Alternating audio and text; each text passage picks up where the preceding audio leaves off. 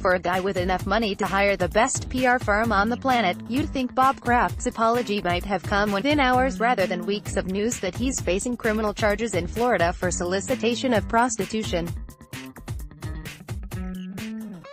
You'd also think his apology would be short and sweet, unmitigated by excuses. But it was watered down by an awkward attempt to describe himself as a man with extraordinary respect for women. Kraft's alleged crimes are deeply disrespectful to women. Someone should have told Kraft that unmitigated apologies work best. When Louis C.K. was accused of sexual misconduct, he simply apologized. The fact that he didn't make excuses made it more forgivable, which is why he'll eventually have a full career recovery. Not so sure about Kraft. Give Kraft credit for not coupling his apology with an announcement that he's seeking treatment for some sex-related ailment.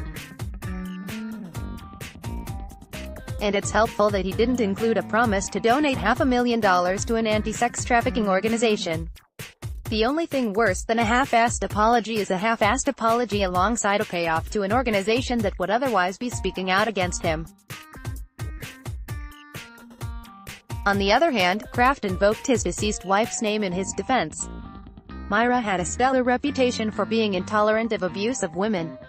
Kraft's claim that his values and morals were shaped by Myra feels a little smarmy given what he's charged with.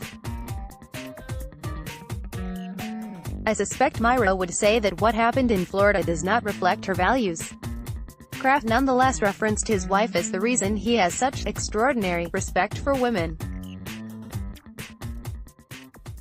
Really? Kraft's apology followed his attorney's ludicrous statement Friday, in which he said law enforcement knows there was no human trafficking, and that the video of Kraft engaged in sex acts was taken illegally.